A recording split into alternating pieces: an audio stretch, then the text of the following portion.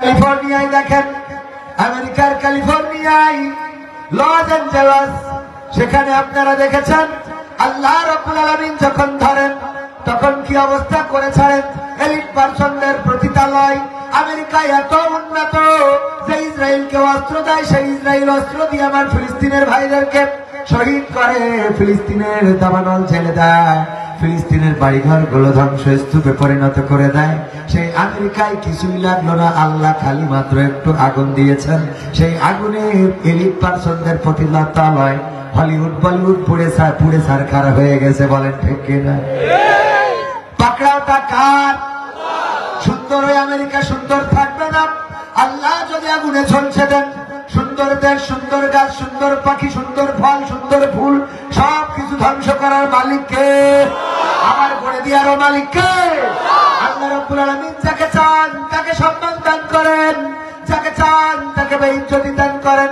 আল্লাহ যাকে চান তাকে ক্ষমতায় বসান, আর আল্লাহ যাকে চান তাকে ক্ষমতা থেকে নামান। এরপরে বিশ্বাস আছে না নাই? সুতরাং কথা বলতে গেলে দুই একটা ডানে বায়ে যাওয়ার সম্ভাবনা আছে না নাই?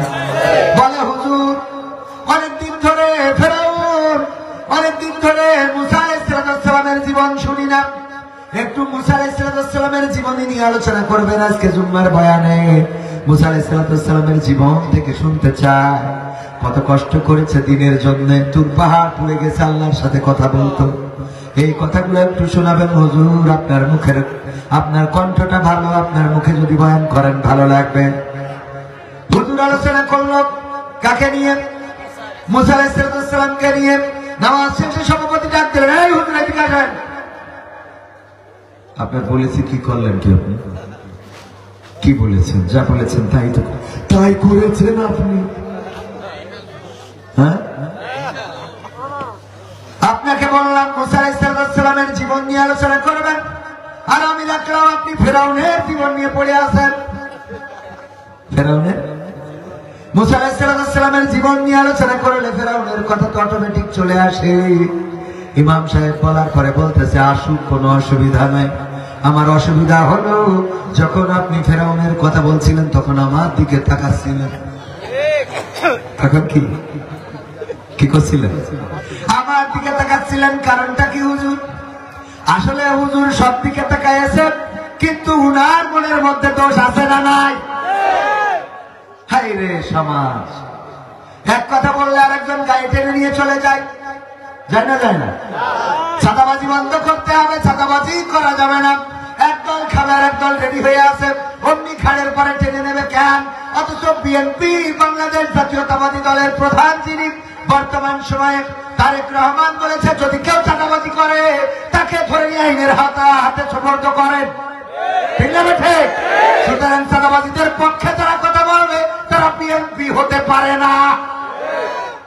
এবার গায়ে পড়লে অসুবিধা, ঠিক না ঠিক? আমার কথা ভালো না লাগলেও হক কথা বলবো। চাঁদাবাজ এটা কি কোন দল সাপোর্ট করে? বিএনপি চাঁদাবাজি সাপোর্ট করে? জামাত ইসলাম করে? আসলে আমি বলেছি, আমাদের এক নেতা বলতেছে যে চাঁদাবাজি বলতে আসলে কি বুঝাইছে, যে এক দল খাওয়ার জন্য রেডি হয়ে আছে। আমি বললাম তো জামাত ইসলামের কথা বলেছি, আমরা বুঝি না, আমাকে পাগল বুঝাও। আসলে চাঁদাবাজের কোন দল নাই, সন্ত্রাসীদের কোন দল নাই। বেগম জিয়াই তোরে আমেনে ক্রস ফায়ার চালু করেছিল, বলেন ঠিক না বেটে?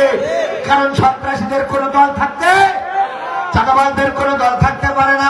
যারা ক্ষমতা হারিয়েছেন আর যারা ক্ষমতা পেয়েছেন, যদি মনে করেন জামাত ইসলাম, ডাক্তার শফিকুর রহমান যদি মনে করে থাকে অনেক বড় পাওয়ার পেয়ে গেছি, না পায় নাই, আল্লাহ পাওয়ার থেকে আবার এই চেয়ার থেকে বঞ্চিত করতে পারে না? পারে না? এখন জনসভা করতে পারেন বলে মনে করলে হবে না, সব পেয়ে গেছে। আমি আসার আগে অনেক কাকুতি মিনতি করি, মানুষ দাওয়াত নেই, নেওয়ার পরে কয় হুজুর একটু কোরআন হাদিস থেকে বল, যেন কোনো এদিকে ওইদিকে না যায়। আসলে তো এদিকে ওদিকে যাবে না, কোনোভাবে যাবে না। আপনি ভালো করে শুনবেন, একটা কথাও দেখবেন যে এদিকে ওদিকে যায় না। কিন্তু আপনার যদি মনের মধ্যে দোষ থাকে তাহলে তো আমি ঠিক করতে পারবো। আমি কি করি এটা জেনেই তো আপনারা দাওয়াত দেন। ঠিক না বেঠিক? আমার বক্তব্য হলো মুসলমানে মুসলমানে দ্বন্দ্ব করা চলবে না, সীসা ঢালা প্রাচীর হবে কখনো তা টলবে না। ঠিক না বেঠিক? মুসলমানে মুসলমানে দ্বন্দ্ব করা চলবে না, সীসা ঢালা প্রাচীর হবে কখনো তা টলবে না। মুসলমানে মুসলমানে দ্বন্দ্ব করা চলবে না, সীসা ঢালা প্রাচীর হবে কখনো তা টলবে না। তবেই শান্তি পাবে, অশান্তি দূর হবে, তবেই শান্তি পাবে, অশান্তি দূর হবে। কেউ আর মুসলমানের বাজে কথা বলবে না, মুসলমানে মুসলমানে দ্বন্দ্ব করা চলবে না, সীসা ঢালা প্রাচীর হবে কখনো তা টলবে না। কে আওয়ামী, কে বিএনপি, কে জামাত ইসলাম, এটা আমাদের নয় পরিচয়, মুসলিম মোর নাম। কে আওয়ামী, কে বিএনপি, কে জামাত ইসলাম, এটা আমাদের নয় পরিচয়, মুসলিম মোর নাম। একথা মানলে পরে শান্তি আসবে ঘরে, একথা মানলে পরে শান্তি আসবে ঘরে। কেউ আর মুসলমানের বাজে কথা বলবে না, মুসলমানে মুসলমানে দ্বন্দ্ব করা চলবে না, সীসা ঢালা প্রাচীর হবে কখনো তা টলবে না। মুসলমানে মুসলমানে দ্বন্দ্ব করা চলবে না, সীসা ঢালা প্রাচীর হবে কখনো তা টলবে না। মাযহাব আর লামাযহাবের লড়াই যদি চলে, শান্তি আসবে না রে ভাই কোনই কৌশলে।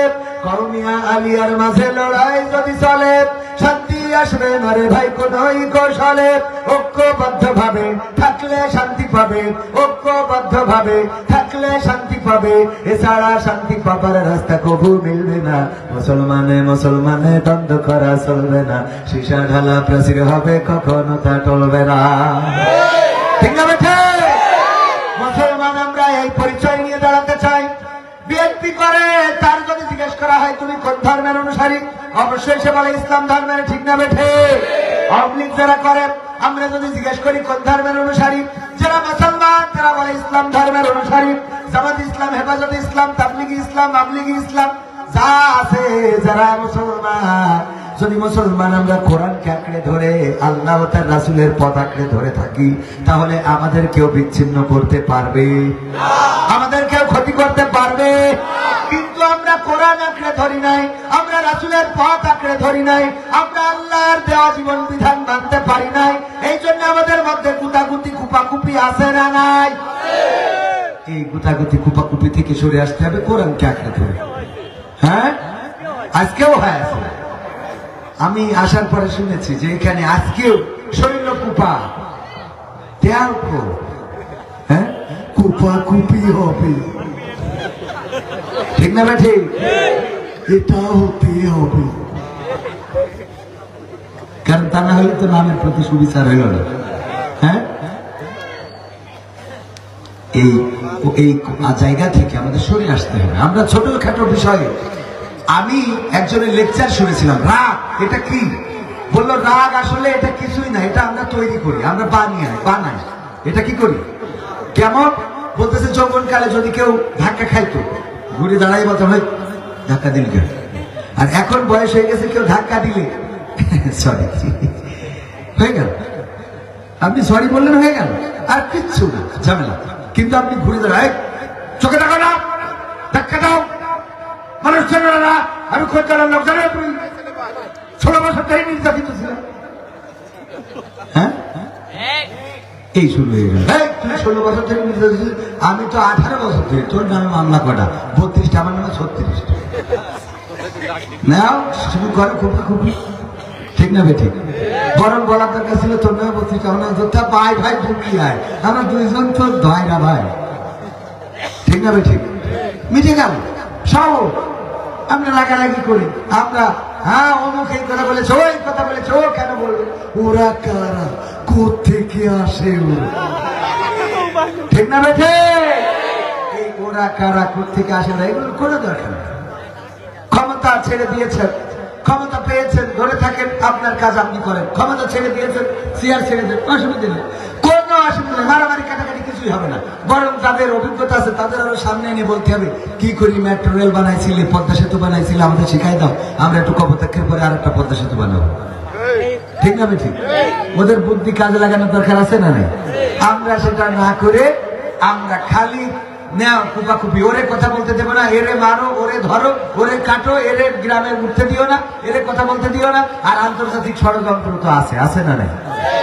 দাদারা তো খালি কাঠি করার পরে যে কি করলে দেশে অশান্তির দাবানলে দেশকে চালানো যায়। আমরা কোন ষড়যন্ত্রের ফাঁদে পা দেব না, কারণ অনেক রক্তক্ষরণ করে, অনেক রক্ত ঝরিয়ে কথা বলার স্বাধীনতা ফিরিয়ে এনেছি। সুতরাং এই স্বাধীনতাকে আমরা আর চূর্ণ বিচূর্ণ হতে দেব রাজি আছেন আপনারা? এর জন্য ঐক্যবদ্ধ হতে হবে। আজকেও দেখলাম কিশোরগঞ্জে, কোন গঞ্জে? কিশোরগঞ্জে বিএনপির ইউনিয়ন সভাপতিকে কুপিয়ে মেরে ফেলেছে 5 জন আহত। আমার চেয়ারম্যান সাহেব আছেন সাবেক, উনি বিএনপির নেতা, উনিও জানার কথা। সভাপতি নির্বাচন হয়েছে, এক দল আর এক দলকে মানে না, এই নিয়ে কুপাকুপি আছে। সেই মারা গেল, আজ যে সভাপতি হইলো, এর মেরিয়ে ওই সভাপতি কি শান্তিতে থাকবে? আবার যে মরে গেল সে তো নেটওয়ার্কের বাইরে চলে গেল, তাহলে কুপাকুপি করে লাভ কি হইল? এই দুনিয়ার এই বাড়াবাড়ি কোনো দরকার আছে?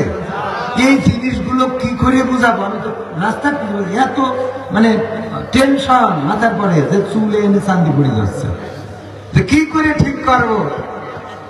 চেয়ারের বড়াই, এই জন্য প্রথমে গান গাইছে কি, রূপের বড়াই করো না, ক্ষমতার বড়াই করো না, চেয়ারের বড়াই করো না, পাওয়ারের বড়াই করো না করেছিল। নমরুদ বলেছিল আমি রব, ফেরাউন বলেছিল আমি রব। এখনকার যারা নেতা তারা তো রব বলে না, তারা বলে 1941 সাল 2041 সাল পর্যন্ত থাকবে, ঠিক না বেঠিক? ওরা বলে কত সাল পর্যন্ত? 16 বছর তো হয়েই গেল, ঠিক না বেঠিক? ওরা বলে 16 বছর তো হয়েই গেল, আর অল্প আর কিছুদিন থাকবো। আর আগের সময় যারা ছিল ওরা 16 বছর 32 বছর না, ওরা ডাইরেক্ট বলেছিল আমি আল্লাহ। নাউজুবিল্লাহ বলবেন। ফেরাউন বলল আমি রব, আমাকে মেনে নাও। আসিয়া আমার স্ত্রী, তুমি আমাকে রব বলে স্বীকার করে নাও।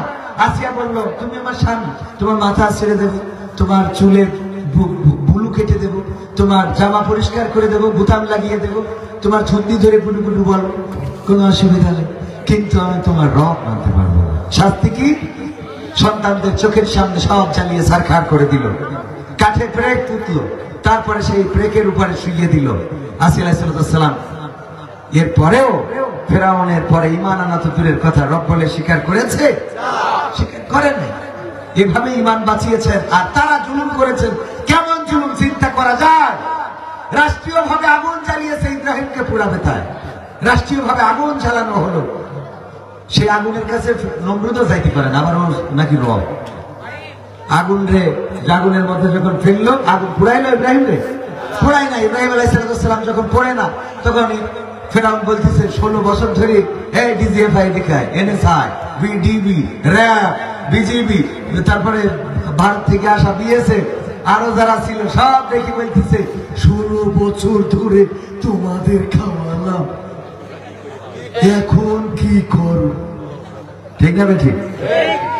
কাজ হয় না। মানে ওই সময় আপনারা আবার এটা রাজনীতিতে নিয়ে নেন, এটা বোঝানোর জন্য বলছি। মানে ওই সময় আগুনকে বলতে চলো আগুন, এতটা কষ্ট করে তোমারে জ্বালালাম, তোমার মধ্যে যত গাছ আছে কেটে ফেললাম, তোমার মধ্যে যত ক্রাসিন, তোমার মধ্যে ডিজেল ঢাললাম, এত বড় আগুন করলাম, সেই আগুনের মধ্যে আমার শত্রু ইব্রাহিমকে ফেলালাম, এখন কেন তুমি পোড়াইতে পারো না? আমাদের দেশেও আমরা দেখেছি ডিজিএফআই, এনএসআই, ডিবি, র্যাব প্রধান, বিমান বাহিনী প্রধান, সেনাবাহিনী প্রধান, স্থল বাহিনী প্রধান সবাইকে ডেকে বলা হলো 16 বছর ধরে খাওয়াইলাম, এখন কেন তোমাদের বন্দুকের গুলি বের হয় না? বলেছে না বলে না? বের হয় না কারণ কি? যখন জুলুমের সীমারেখা পার হয়ে যায় তখন সাহায্য আসে কার? আমার যারা এখন আছেন যদি জুলুম করে তারাও চেয়ার ধরে থাকতে পারবে? পারবে? পারবে না। আমি বলেছি যারা তাহাজ্জুদ করে ক্ষমতায় গিয়েছিল তারা যেহেতু চেয়ার রাখতে পারে না, আর এখন যারা আছে তারা তো নামাজই পড়ে না। কথা কয় না? এখানে কিছু নাই। যারা তাহাজ্জুদ পড়ে ক্ষমতায় ছিল তারা তাই চেয়ার রাখতে পারে নাই, এরা তো নামাজই পড়ে না। ঠিক না ভাই? ঠিক। সুতরাং টেনশনের কোনো কারণ আছে? টেনশনের কোনো কারণ নাই। সুতরাং আমরা দুশ্চিন্তা করবো না, আল্লাহর প্রতি আমাদেরকে সঁপে দেব ইনশাআল্লাহ। কুমিল্লা শাহপাড়া যুব সমাজের উদ্যোগে আয়োজিত ৩য় বার্ষিক তাফসীরুল কোরআন মাহফিলের শ্রদ্ধা ভাজন সভাপতি জনাব মোহাম্মদ আক্তার শাহ সাহেব, এছাড়া মাহফিল পরিচালনায় রয়েছেন জনাব মাওলানা মাহমুদুল হাসান সাহেব, সার্বিক তত্ত্বাবধানে মোহাম্মদ মহিবুল দরবেশ শাহ, শাহিদুল শাহ, মাসুদ শাহ ও রাজু শাহ, সবই তো এখানে শাহপাড়া, ঠিক না? সবই শাহ। আলহামদুলিল্লাহ। আমন্ত্রিত অতিথিদের মধ্যে রয়েছেন অ্যাডভোকেট হুমায়ুন বাবর ফিরোজ সাহেব, যিনি সাধারণ সম্পাদক শোলকুপা উপজেলা বিএনপি, মোহাম্মদ রফিকুল ইসলাম সাহেব, সভাপতি 11 নম্বর ওবায়দুল ইউনিয়ন বিএনপি, হাজী মোহাম্মদ শহীদুল ইসলাম বিশ্বাস, সাধারণ সম্পাদক 11 নম্বর ওবায়পুর ইউনিয়ন বিএনপি। এছাড়া আলোচনা করেছেন মাওলানা মুফতি হাসান কবির মাহমুদি, আলোচনা করেছেন আমার আগে আমাদের শ্রদ্ধাভাজন উস্তাদ আলহাজ হযরত মাওলানা মোহাম্মদ শফিক আহমেদ সাহেব। আমার ডানে বামে অনেকেই রয়েছেন শ্রদ্ধাভাজন ব্যক্তিবর্গ, যাদের পায়ের জুতা বহন করার যোগ্যতা আমি রাখি না। আমার সামনে দিনদারি মানদার মুসলমান ভাই বাবাজিরা, আমার কলিজার টুকরা যুবকেরা, পর্দার অন্তরালে মা এবং বোনেরা, অনেকেই এখানে রয়েছেন আমার থেকে আলেম, বড় আবেদ, তাহাজ্জুদ গুজারি, যারা সামনে বসে আছেন। আমি স্টেজে কথা বলছি, বেয়াদবের মতো ক্ষমা করে দিবেন। আমার মাইকের আওয়াজ যারা শুনছেন সবাইকে আনুষ্ঠানিকভাবে সালাম জানাচ্ছি, আসসালামু আলাইকুম ওয়া রাহমাতুল্লাহি ওয়া বারাকাতুহু। আমরা আল্লাহর শুকরিয়া আদায় করছি যে মহান রব দয়া করে মায়া করে আমাদেরকে মানুষ হিসাবে সৃষ্টি করেছেন, আজ পর্যন্ত সুস্থ রেখেছেন। যেই সময় এই মুহূর্তে অসংখ্য মানুষ আছে হাসপাতালের বিছানায়, আছে না নাই? অসংখ্য মানুষ আছে বাড়িতে বেডে শুয়ে, যার উঠে এই পর্যন্ত আসার মতো সক্ষমতা নাই। এরকম আছেন না নাই? ছোটবেলায় ওয়াজ শুনতে যেতাম আমাদের এক চাচার সাথে, মানে অনেক চাচা ছিল, অনেকেই পরলোকগামী হয়ে গেছে, চলে গেছে কবরে। আজকে এক চাচার ব্যাপারে আমার ওয়াইফ বলতেছে, আমাদের তফেল উদ্দিন চাচা, উনি এমন অবস্থায় পতিত হয়েছেন যে নিজের পায়খানা নিজের গায়ে মাখছেন, এবং যদি কেউ এটা ধোয়াইতে যাচ্ছে তারে লাঠি দিয়ে বাড়ি দিচ্ছে। মাহফিল শুনে বেড়াতো, কিন্তু এখন ব্রেনটা এমন জায়গায় চলে গেছে বয়সের ভারে যে নিজের পায়খানা নিজের গায়ে মাখছে। এরকম পরিস্থিতিতে অনেকেই আছে না নাই? আপনার এলাকায় একজনও নাই, আপনার এলাকায় থাকতে পারে, যারা একসময় কোরআনের মাহফিল শুনে বেরিয়েছে, সারা দেশে দাপিয়ে বেরিয়েছে, দোকানে আড্ডা দিয়েছে, মিছিল করেছে, মিটিং করেছে, চিল্লায়েছে। আজকে তার কোনো ক্ষমতা নাই, শুধুমাত্র একটা বিছানায় পড়ে থাকা, খাওয়া পাইলে খায়, না পাইলে খায় না, এই অবস্থায় আছে না নাই? যে আল্লাহ আমাদের ওই অবস্থা থেকে অন্তত মুক্ত রেখেছেন, সুস্থ রেখেছেন, এখানে আসার তৌফিক দান করেছেন, সেই রবের শুকরিয়া আদায় করে বলছি আলহামদুলিল্লাহ। আল্লাহর শুকরিয়া আদায় করে কোনোদিন শেষ করা যাবে না। কত নিয়ামত আল্লাহ দিলেন। দুটি চোখ দিয়েছেন, যদি চোখ দুটি না দিতেন তাহলে আমরা ঝিনাইদহ অথবা শৈলকুপায় কোন ব্রিজের কাছে বসে একটা থালা নিয়ে ঝাঁকাইতাম আর বলতাম আল্লাহ আল্লাহ আল্লাহ আল্লাহ আল্লাহ। ঠিক না বেঠি? শুধু আল্লাহ আল্লাহ বলতে হতো, কারণ চোখ নাই, আমার কাজ করার ক্ষমতা নাই, দেখার ক্ষমতা নাই, থালা নিয়ে বসে থাকতে হতো। যদি পা না থাকতো তাও ভিক্ষুক হইতে হইতো হয়তো বা। এমনি ভাবে আল্লাহ রাব্বুল আলামিন আমাদের যদি জবানটা না দিতেন, এই জবান দিয়ে কত কথা বলি, কত গান গাই, কত স্লোগান দিই, কত মানুষকে হুমকি দিই, আছে না নাই? খবরদার যেন তোর দোকান খুলবি না পরবর্তী নির্দেশ না দেওয়া পর্যন্ত। একেবারে শাটার খুলি ফেলবো যদি দোকান। হ্যাঁ, হুমকি দেয় না? দেয় না। রাতের মধ্যে হঠাৎ করে প্যারালাইজড এক পাশ পড়ে গেছে, পরের দিন দোকানওয়ালা গেছে, যাই ওনার কাছে যে অনুমতি প্রার্থনা করে দেখি, ছোট ছোট বাচ্চারা আছে, দোকানটা না খুললে বিপদে পড়ে যাব। কিন্তু নেতা হুমকি দিয়েছে যেই দিন স্ট্রোক করেছে ওই দিন আর পরের দিন যাওয়ার পরে যখন যে বলে ভাই একটু আসিছি বাচ্চা কাছে নিয়ে, দোকানটা যদি না খুলি খুব বিপদে পড়ে যাবো ভাই। দোকান খোলা আসবে আমার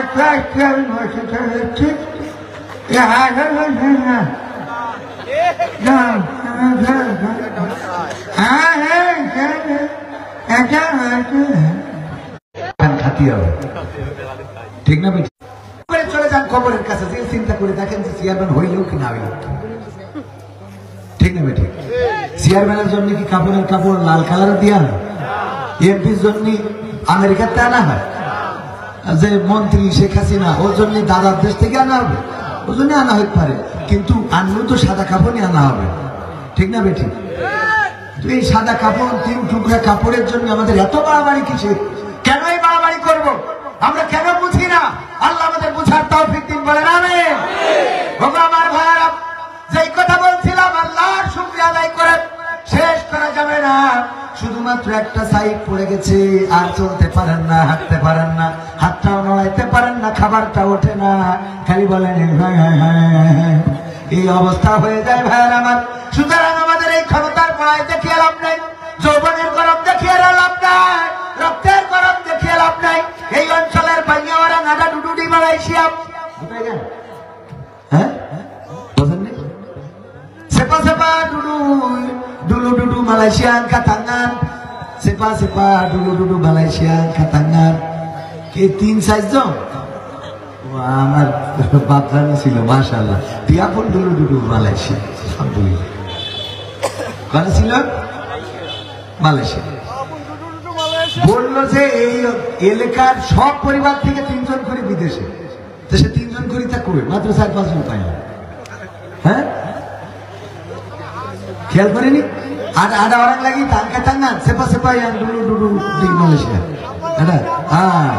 আর কি তাদের মানুষের সাথে আচরণ আপনি ধাক্কা দিয়েছেন, উনি উল্টো বলে sorry লাভান saya minta maaf, betul? ধাক্কা দিয়েছেন আপনি, মাপ চাইলো কে? যার সাথে ধাক্কা লেগেছে, কারণ ও চিন্তা করে আমার ভুল হয়েছে, তা নাহলে ধাক্কাটা লাগলো কেন? আমার ভুল না হইলে ধাক্কাটা লাগলো কেন? ওই ভুলে বলে যে সরি লা মিন্তা মাফ, আমান মিন্তা মাফ, আমি মাপ চাচ্ছি, আমি সরি বলছি, আমার ভুল হয়েছে, আমার ভুল হয়েছে। চিন্তা করা যায়?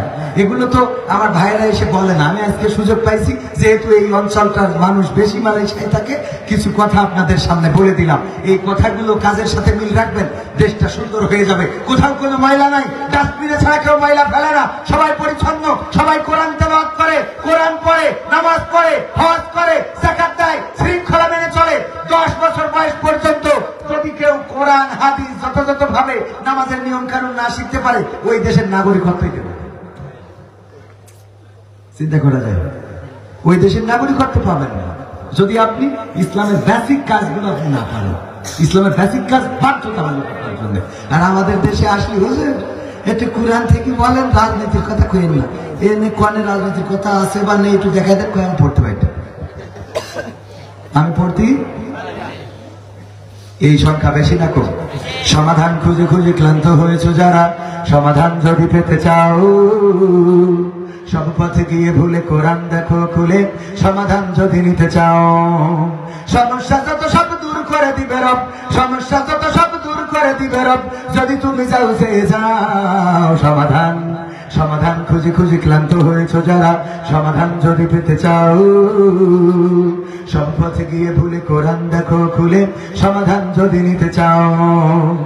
কোরআন ধরি না বলে, কোরআন পড়ি না বলে চারিদিকে হই লাঞ্ছিত, কোরআন জানি না বলে, কোরআন মানি না বলে সব অধিকার বঞ্চিত। কোরআন ধরি না বলে, কোরআন পড়ি না বলে চারিদিকে হই লাঞ্ছিত, কোরআন জানি না বলে, কোরআন মানি না বলে সব অধিকার বঞ্চিত। মরিচিকার পিছে না ঘুরে মিছে মিছে, মরিচিকার পিছে না ঘুরে মিছে মিছে, কোরআনটা খুলে দেখে নাও। সমাধান সমাধান খুঁজে খুঁজে ক্লান্ত হয়েছো যারা, সমাধান যদি পেতে চাও, সব পথে গিয়ে ভুলে কোরআন দেখো খুলে, সমাধান যদি নিতে চাও। কোরআনেই বলা আছে কোন পথে চলবে, কোন পথে মিলবে মুক্তি, কোরআনেই লেখা আছে কোন পথে শান্তি, কোন পথে আসবে শক্তি। কোরআনেই বলা আছে কোন পথে চলবে, কোন পথে মিলবে মুক্তি, কোরআনেই লেখা আছে কোন পথে শান্তি, কোন পথে আসবে শক্তি। আলে আর আলোয় প্রতারিত না হয়ে, আলে আর আলোয় প্রতারিত না হয়ে, কোরআনটা খুলে দেখে নাও। সমাধান সমাধান খুঁজে খুঁজে ক্লান্ত হয়েছো যারা, সমাধান যদি পেতে চাও, সব পথে গিয়ে ভুলে কোরআন দেখো খুলে, সমাধান যদি নিতে চাও। কোরআনেই খুঁজে পাবে সংসার নীতি, আর কি হবে রাষ্ট্রের নীতি, কোরআনের আইন চললে দেশে দূর হবে সব দুর্নীতি। যারা ঠিক বলেননি বিশেষ হলো না মনে। কোরআনেই খুঁজে পাবে সংসার নীতি, আর কি হবে রাষ্ট্রের নীতি, কোরআনের আইন চললে দেশে দূর হবে সব দুর্নীতি।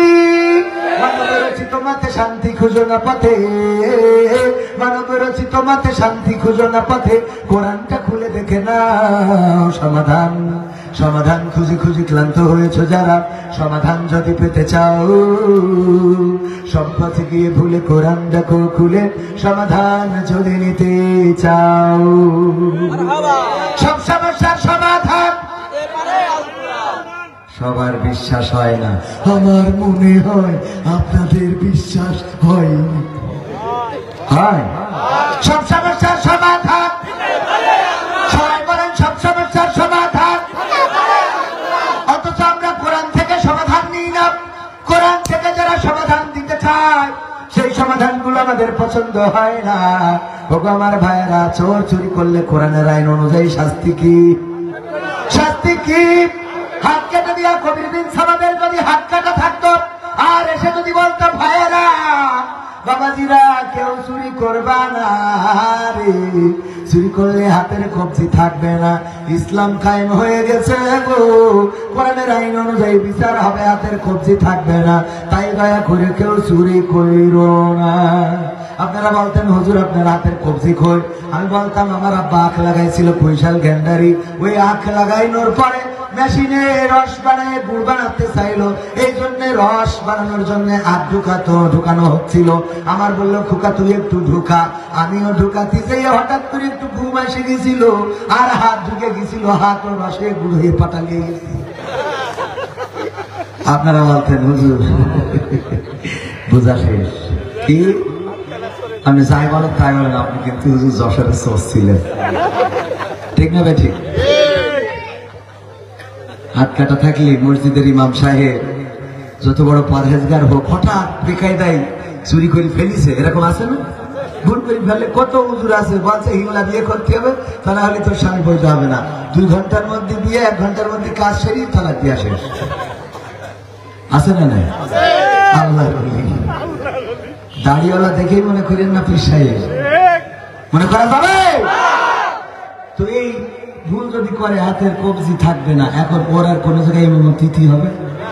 আর ইমামতি হবে না। আমি বলেছি যদি হাত কাটার আইন কায়েম হয়ে যেত আজ থেকে 3 মাস আগে, তাহলে এই বাংলাদেশ হয়ে যেত এক হেঁটে বাংলাদেশ। কয় হেঁটে বাংলাদেশ? এক হেঁটে বাংলাদেশ। মেম্বার থেকে শুরু করে ওয়ার্ড পর্যায়ের নেতাকর্মী থেকে শুরু করে একেবারে রাষ্ট্রের সর্বোচ্চ স্থান পর্যন্ত একটারও হাত খুঁজে পাওয়া যেত না। পাওয়া যেত?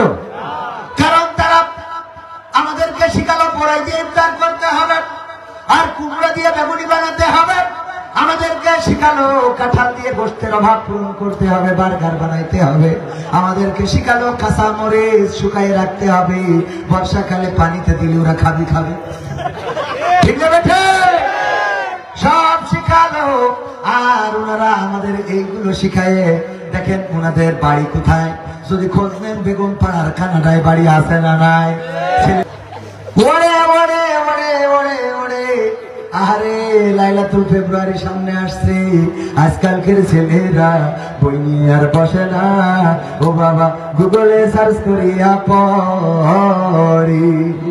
ওরে কালের মেয়েরা কোরআন হাদিস ধরে না, এখনকার মা বোনেরা পবিত্র কোরআন পড়ে না, ও আল্লাহ টিকটকে ভিডিও ওরা করে, আজকালকের ছেলেরা বই নিয়ে আর বসে না, মোবাইলে সার্চ করিয়া পড়ি।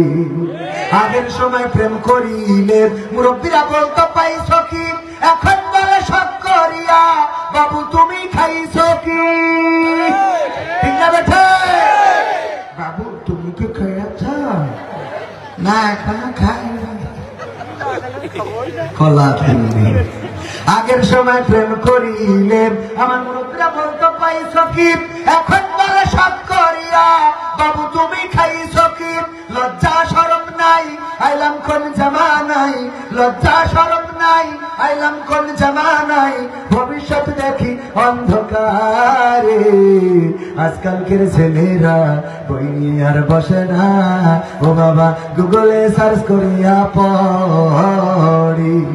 নতুন করে হয়েছে চালু এখন আবার কোন ট্যালেন্ট, পরিচয় করাই দেখি এই আবার গার্লফ্রেন্ড আছে না নাই? নতুন করে হয়েছে চালু এখন আবার কোন ট্যালেন্ট, পরিচয় গেছে ওরা পাগল হইয়া, শরমের মাথা খাইয়া গেছে ওরা পাগল হইয়া, ভবিষ্যৎ দেখি অন্ধকারে।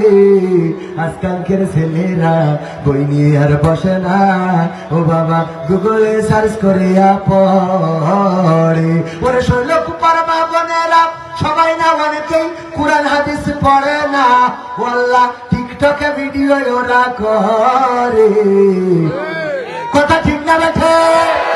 অনেকেই বলবেন হুজুর এই কথা আমাদের শোনার দরকার কি, অনেক মুরব্বী পার্সন আছে। আমি এটা শুনে লাভ কি? আমার মুরব্বীর নাতনি আছে, পুতনি আছে না নাই? নাতিন পুতিন যাই বলেন না কেন, দেখা যায় দাদি যাচ্ছে, ওরে বাবা বোরকা পরেছে, কালো বোরকা, আবার ওই চামড়া গুলো দলা হয়ে গেছে, তারপরেও হাত মোজা লাগাইছে, ওরে সুন্দর হাত মোজা, তারপরে পা মোজা, এরপরে যে আবার ওই যে মুখে চোখে একটু খোলা বিলে সানগ্লাস, আবার সানগ্লাস দিয়ে তারপরে আবার আর একটা পর্দা, অথচ দাদের ওই যে গালের মধ্যে একটা দাঁতও নেই। যদি জিজ্ঞেস করেন যে যাবেন করে, হয় কুফায় যাবো, মানে হয় কুফায় যাবো, শোল কুপাতে পারবে, দাঁতই তো নাই, হয় কুফায় যাবো বুঝবেন। আর সাথে থাকা নাতিন অথবা পুতিন, আপনারা কি বলেন? নাতিন ছেলের ঘরের মেয়ে অথবা মেয়ের ঘরের মেয়ে, সাথে থাকা নাতি সাওয়াল। এই নাতি সাওয়াল নাতিন মেয়েটা যদি থাকে, যদি হেল্পার না বোঝে যে কনে বাজতেছে, নাতিন সে বুঝতে পারছেন না, আমার দাদি বলছে শুল্ক পাই যাবে, ঠিক না বেঠে? বলবে কি করে? একেতে দাঁত নেই, তারপর আবার তিনটে গেট লাগানো, চশমা পর্দা সব লাগাইনো, এর মধ্যে বুঝা যায় কোন সমাজে আসলো? অথচ আগের সময় যদি কেউ মেয়ে দেখতে যেত বিবাহের জন্য, যে জিজ্ঞাসা করতো না গো কোরআন পড়তে পারো কিনা, যদি বলতে পারি তাইলে বের করে দিত, নাও সূরা ইয়াসিন থেকে একটু শোনা, ইয়াসিনুল কুরআনিল হাকিম ইন্নাকা আলা মিনাল মুরসালিন, সব পড়তো। ওগো আমার ভাইয়েরা, তারপর বলতো আয়াতুল কুরসি হবে কিনা, আল্লাহু লা ইলাহা ইল্লা হুয়াল হাইয়ুল কাইয়্যুম লা তাখুযুহু সিনাতুন ওয়া লা নাওম। এরপরে দুরূদ ইব্রাহিম হবে কিনা, আল্লাহুম্মা সাল্লি আলা মুহাম্মাদিন ওয়া আলা আলি মুহাম্মাদ। বলো তুমি, দেখি তুমি এটা পারো কিনা, ওটা পারো কিনা, এইভাবে ধরা হতো।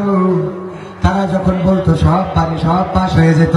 চেহারা যদি একটু খারাপ হতো তারপরেও বলতো ঠিক আছে, নদীর পানি ভুলা ভালো, জাতের মেয়ে কালো ভালো, পাশ করে দিত। আর এখন ওইটা চলে না, চলে না।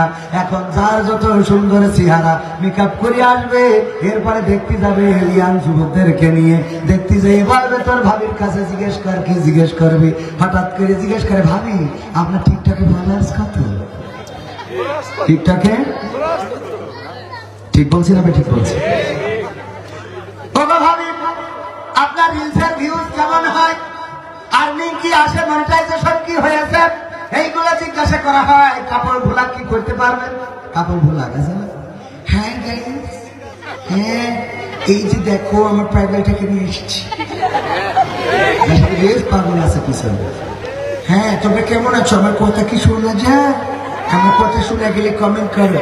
হ্যাঁ কবির বিচ্ছা আমার জয়েন করেছে, হাই শয়তান, ঠিক না বেঠে? পবিত্র কোরআনের সূরা সফের 2 এবং 3 নম্বর আয়াত তেলাওয়াত করেছি, মনে আছে? মনে আছে? 2 নম্বর আয়াত আল্লাহ বলেন, ইয়া আইয়ুহাল্লাযীনা আমানু লিমা তাকুলুনা মা লা তাফআলুন। ওগো ঈমানদারেরা, এমন কোন কথা বলো না যা তোমরা কাজে পরিণত করো না। 3 নম্বর আয়াত হলো, কাবুরা মাকতান ইনদাল্লাহি আন তাকুলু মা লা তাফআলুন।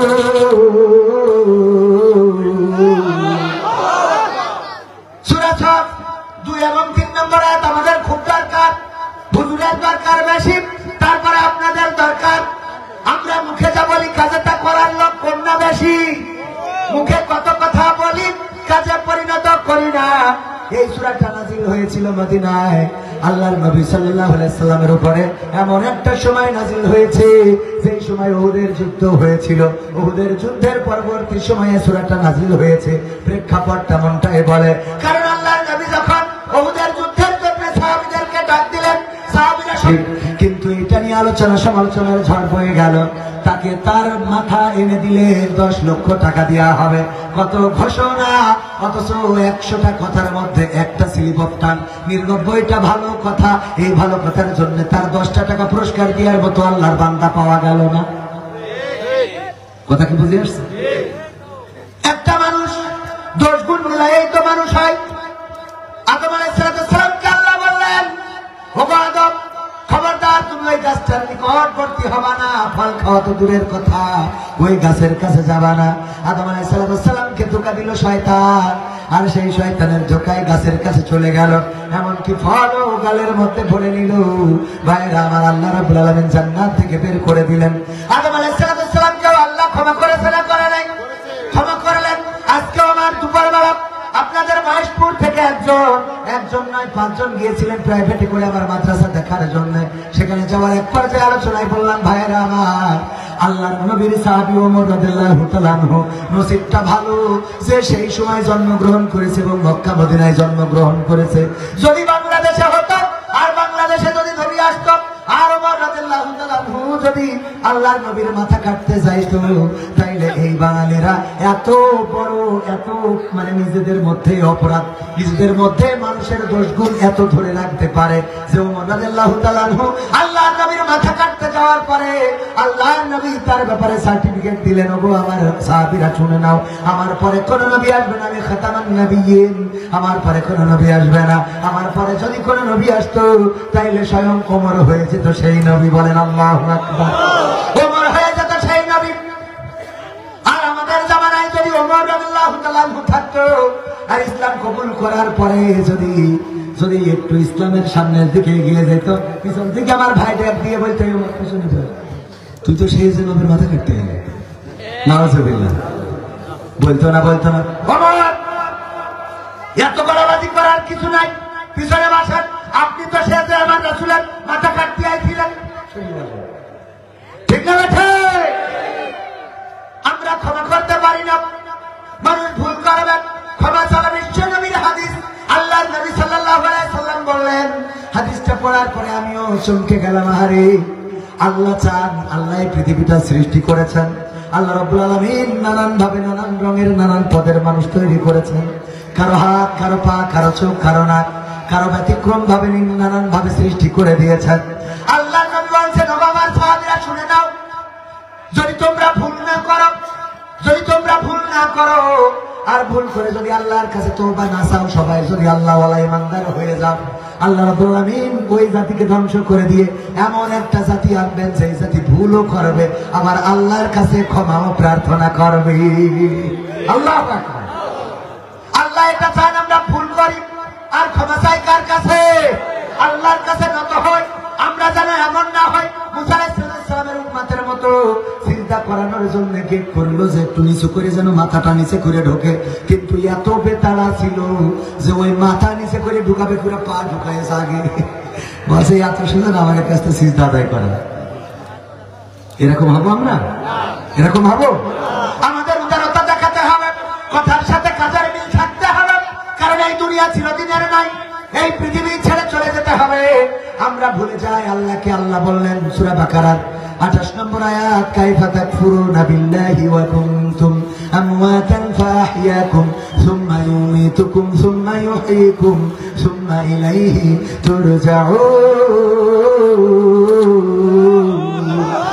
আমার আল্লাহ বলেন, ও আমার বান্দারা শোনো, কোন জিনিস তোমাদেরকে তোমাদের মহান রব থেকে ভুলিয়ে দিল, অথচ তোমরা ছিলে মৃত, তোমাদের কোন জীবন ছিল না, আকার ছিল না, আকৃতি ছিল না। আমি আল্লাহ তোমাদের জীবন দিলাম, আকার দিলাম, আকৃতি দিলাম। এই পৃথিবীতে আল্লাহ চাইলে আমাদেরকে মানুষ না বানাই শিয়াল কুত্তা বানাইতে পারতো? পারতো না। আল্লাহ চাইলে শিয়াল যদি বানাতো, দেখেন শিয়াল এই বাগান থেকে যদি বের হয় দিনের আলোতে, যার মুরগি পোষে নাই, মুরগি পোষা তো দূরের কথা, তারও নাই, তার আত্মীয়রও নাই, কিন্তু ওই শিয়াল বের হইলে হাতে যদি লাঠি থাকে আইও মারবে না। ও তোর মুরগি নেই তো ধরবে কি? ওর মারলি কি বলি? ওর অপরাধ কি? কথা কয় না।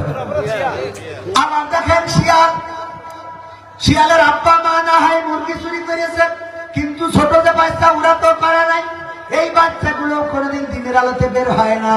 আল্লাহ তাদের এমন একটা সফটওয়্যার দিয়ে দিয়েছে যে ওগো শিয়াল, তোমার কাজ হলো তুমি বনে থাকবা আর রাতের অন্ধকারে মুরগি খুঁজে বেড়াবা, দিনের বেলায় আমার মানুষদের অনিষ্ট করে বেড়াবা না। সেই সফটওয়্যার ভরে দিয়েছে, কোন শিয়াল মনে করে না। ছোট ছোট বাচ্চারা কোনোদিন বললো না আব্বা চুরি করেছিস তুই, আমার অপরাধ কি? আমলি তো তুমি করেছি, আমি তো শিবির। মানা হবে? মানবেন কেউ? না, মানা হবে না। দেখেন তার জন্য জঙ্গলটা সেট আপ করে দিয়েছে। আল্লাহ যদি চাইতেন, আমাদের শিয়াল যদি বানাতেন, তাইলে আমরা ওই জঙ্গলে থাকা লাগতো, জঙ্গল থেকে বের হতে পারতাম না। আল্লাহ বাধ্য ছিলেন না আমাদেরকে মানুষ বানাতেন। আবার যখন স্বামী স্ত্রীর মিলন হয়, কোটি কোটি চার কোটি কোটি কোটি শুক্রাণু ছুটা শুরু করে দেয়। ছুটতে ছুটতে আপনি সেই ব্যক্তি ফার্স্ট হয়েছিলেন, অন্য সকল শুক্রাণুকে পিছনে ফেলে আপনি এগিয়ে গিয়েছিলেন। আল্লাহ রাব্বুল আলামিন আপনাকে বাছাই করেছেন।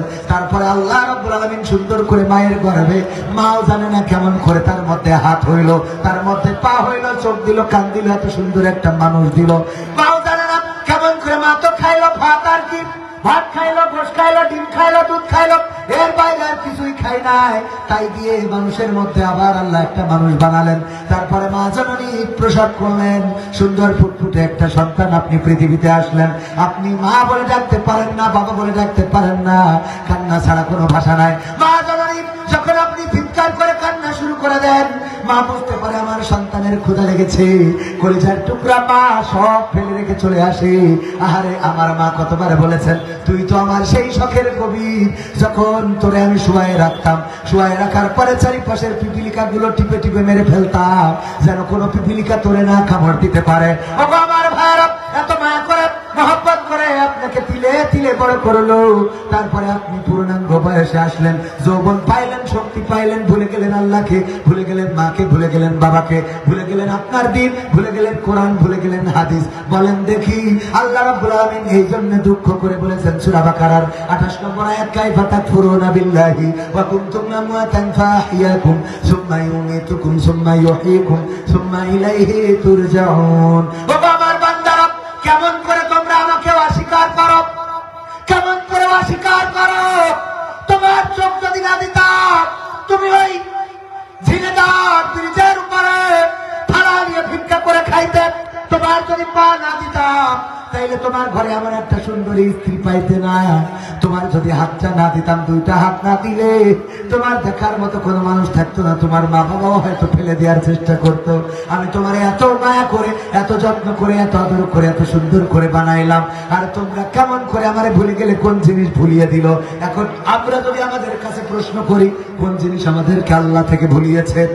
বল কোন জিনিস? টাকা। এক নম্বর কি? টাকা। এক নম্বর টাকা। দুই নম্বর কি? ক্ষমতা। দুই নম্বর কি? ক্ষমতা।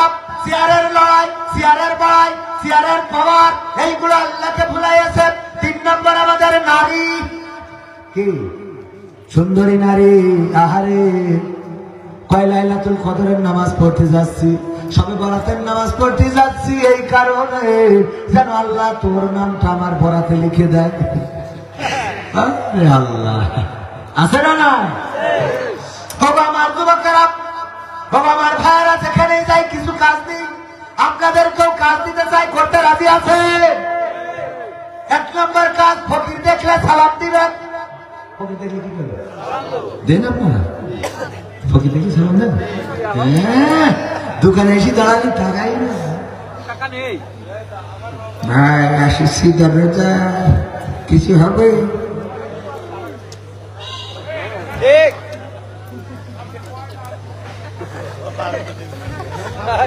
ঠিক না বেঠে? আর ফকিররাও তো এখন ফকির নেই। আমার বাড়ি গেটের সামনে এখনো সে ফকির বিক্রি করে। ও যদি আমার এই আওয়াজ দেখে, তাহলে হয়তো বিক্রি ছেড়ে দিতে পারে। ও ভ্যানে করে গিয়েছে, কিছু করে আজ ভ্যানের ড্রাইভার, ও হইলো থালা নিয়ে আমার গেটের সামনে হয়েছে। আমি বললাম যে, এই ড্রাইভার ভাই, আপনি যে ভ্যানে করে ফকির আনিয়েছেন, এইটা না করে আপনি তো এই ভ্যান চালাই ফকির খাওয়াতে পারতেন। তাহলে হুজুর আপনি বলতে পারেননি কেন? তো বলছে, আমি ফকির নিয়ে আসিনি, ফকির আমার এনে আসি। ফকির আমার এনেছে কি করি বলছে ও ভ্যানও ফকিরি ও মাইকও ফকিরি রে কামলাও ফকিরি আমিও ফকিরি কেন বাবা আমার মাসে বেতন 10,000 টাকা তাই আমি নিয়ে বেড়াই ওর ভ্যান ওর মাইক ওর থালা বসা আমি খালি ও ভ্যানে বসে থাকে চেয়ারম্যান আর আমি দেবো আমি বলছি মাইক রেকর্ডিং করা কাপ বছর অত বই পারে কিনা বলবেও না অত বই পারে কিনা আর আমি নিজে এখনো ড্রাইভার রাখার টাকা হয়নি নিজের গাড়ি নিজেই চালাই কুষ্টিয়ায় আসিছি গত বছরের আগের বছর বলছে এই হুজুরের আগে নামাই দেন আমি বলছি গাড়ি পার্কিং করবো কনে বলছে হুজুরের আগে নামান বলছে বাবা রে গাড়িটা পার্কিং করে নিয়ে গাড়ি পার্কিং করবো কোন জায়গায় সেটা একটু জায়গাটা দেখাই দেন আপনি আমার কথা বলতে আমি গাড়ি পার্কিং আমি হুজুরের ড্রাইভার আর আমাদের দেশে গাড়ি একখান কিনার আগে ড্রাইভার ঠিক করে আরে ভাই নিজের গাড়ি নিজে চালাইলে অসুবিধা কি এত ভাবের কি আছে কোথা করে গাড়ি কিনার আগে নিজেই আরে বাবা চেয়ারম্যান হলি হ্যাঁ ওই ড্রাইভারটারে কেউ নিয়ে পিছন দিকে ঠিক না ঠিক নিজের গাড়ি নিজে চালায় এর মধ্যে উন্নত দেশগুলোতে সব নিজের গাড়ি নিয়েছে প্রধানমন্ত্রী মালয়েশিয়ার প্রধানমন্ত্রী নিজের গাড়ি নিজে চালিয়েছে অফিস করে আমরা একটা গাড়ি কিনি ড্রাইভার সাহেব আসেন কয়দিন পরে দেখা যায় ড্রাইভার ওর বউ নিয়ে চলে গেল ঠিক না বেঠে কারণ বউ চিন্তা করে তুই গাড়িটাও চালাতে পারবি তোর সাথে কি লাভ বউ চালাবে ঠিক তো তাহলে কাজ 1 নম্বর কি ফকিরকে সালাম দিবেন কি করবেন ফকিরকে সালাম দিবেন আর 2 নম্বর কাজ হলো আল্লাহ রাব্বুল আলামিন বলেছেন সূরা আসরের মাধ্যমে ওয়াল আসরি ইন্নাল ইনসানা লাফি খুসর ইল্লাল্লাযিনা আমানু ওয়া আমিলুস সালিহাত ওয়া তাওয়াসাউ বিল হাক্কি ওয়া তাওয়াসাউ বিস সাবর আল্লাহ বলেন সময়ের কসম সব মানুষ ক্ষতিগ্রস্তের মধ্যে কসম কার সময়ের কসম কার সময়ের কসম মহাকালের কসম সব মানুষ ক্ষতিগ্রস্তের মধ্যে শুধুমাত্র 4টা শ্রেণী বাদে কয়টা শ্রেণী 4 শ্রেণীর কাজ যাদের মধ্যে আছে এই শ্রেণীগুলোর এই শ্রেণী পেশার মানুষ বাদে তার মধ্যে 1 নম্বর হলো ঈমান কার পরে আল্লাহর পরে 2 নম্বর কাজ হলো আমলে চলে এই আমলে সলেহের একটা কথা এই বছর আমি একটু বলার চেষ্টা করতেছি আমলে চলে করবেন কিভাবে এই শীতের সময় অনেকের পায়ে জুতা নেই ছোট বাচ্চা শিশু গরিব মানুষ ঠান্ডা পায়ে ঘুরে বেড়ায় এক জোড়া পঞ্চ কিনতে 50-100 টাকা লাগে এটা কিনে দেওয়া যায় না এটা কিন্তু আমলে চলে করা যাবে ইনশাআল্লাহ এটা করবেন এরপরে কি করবেন বাজারে যদি যান যদি দেখেন কোন দোকানদার 2টা পেঁপে নিয়ে বসে আছে একটা পুঁইশাক অথবা অল্প কিছু মেসরি এই জাতীয় কিছু নিয়ে আসে ওই দোকান থেকে ওই কাস্টমার ওই দোকানদার থেকে তেমন কেউ কিছু নিতে চায় না কারণ কি ওর কাছে অল্প জিনিস রয়েছে ওর বাড়িতে হয়তো একটা পেঁপে গাছ ছিল পেঁপেগুলো বড় হওয়ার পরে বললো 2টা পেঁপে বাজারে নিয়ে যায় যদি বিক্রি হয় কিছু বাজার করে নিয়ে আসবো এই চিন্তা করে পেঁপেগুলো নিয়ে গিয়েছে বাজারে নিয়ে যাওয়ার পরে আপনি দেখলেন এর কাছে মাত্র 2টা পেঁপে এর কাছ থেকে কেনা যাবে না অথবা দেখা গেল কেউ মা বোন একটা পুঁইশাকের পান দিয়েছে পুঁইশাকের আপনার কি বলেন পান তো পুঁইশাকের পান দিয়েছে কিছু পুঁইশাক কেটে দিয়ে বললাম ওগো আমার স্বামী এইগুলো বাজারে নিয়ে যাও বিক্রি করে যদি কিছু পয়সা হয় তোমার সন্তানের জন্য খাতা কিনতে হবে পেন পেন্সিল কিনতে হবে নতুন বছর এখনো এইগুলো কিনে দিতে পারলাম না দেখো বিক্রি করে কিনে আনা যায় কিনা ওই 2 তারা 3 তারা 5 তারা পয়সা নিয়ে যে বসে থাকে ওর কাছ থেকে তেমন আমরা কেউ কিনতে চায় না আমরা যাই যেই দোকানে বেশি আছে সেই দোকানে বলেন ঠিক না বে ঠিক যেই দোকানে বেশি সেই দোকানে অথচ আপনি যদি এই দোকান যে 2টা 3টা তারা পোশাক নিয়ে এসেছে ওর পোশাকগুলো দরকার নাও লাগে তাও যদি কিনে নেন ওর বাড়ি ওর বাচ্চার জন্য কলমের টাকাটা হয়ে গেল ওর বাচ্চার জন্য খাতার টাকাটা হয়ে গেল হতে পারে হয়তো স্ত্রীর ব্লাউজ ছেঁড়া হতে পারে একটা শাড়ি বা মায়ের জন্য ওষুধ কিনতে হবে টাকা নাই মা বলতেছে বাবা ওই পেঁপে গাছ থেকে 3টা পেঁপে পেরে নিয়ে যেয়ে বিক্রি করে আমার জন্য একটু দেখো ওষুধ কিনে আনা যায় কিনা আপনি চিন্তা করলেন এর কাছ থেকে কিনবো না মাত্র 3টা পেঁপে অথচ এর মধ্যে তার মায়ের ওষুধ ঢুকানো আছে এই চোখটা দিয়ে দেখবেন, এই চোখ দিয়ে দেখে এই কাজগুলো করবেন। টাকা হয়েছে ব্যাংকে রেখেছেন, লাভ নাই। কিছু কাজ যদি করতে পারেন আল্লাহ রাব্বুল আলামিন আপনার উপরে খুশি হয়ে যাবেন। একজন মুসি জুতা খালি করে 50, 30 টাকা, 20 টাকা, 50 টাকা। আমার লেখা গানের বই আছে, যারা নেবেন সংগ্রহ করতে পারেন। আমাদের ক্যামেরা এডিটর পার্সন আছে, ওনার কাছ থেকে সংগ্রহ করতে পারেন। ভাইয়ের আমার, তো এই যে ছোট্ট ছোট্ট কাজগুলো নাজাতের ওসিলা হয়ে যেতে পারে, বলেন সুবহানাল্লাহ। শীতের সময় একটা কম্বল বেশি দাম নয়, একটা কম্বল যদি অসহায় মানুষকে দিতে পারেন, দেখবেন অনেক মানুষ আছে ঝিনাইদহ শহরে উপরে শেখ হাসিনা, নিচে খালেদা জিয়া নিয়ে শুয়ে আছে।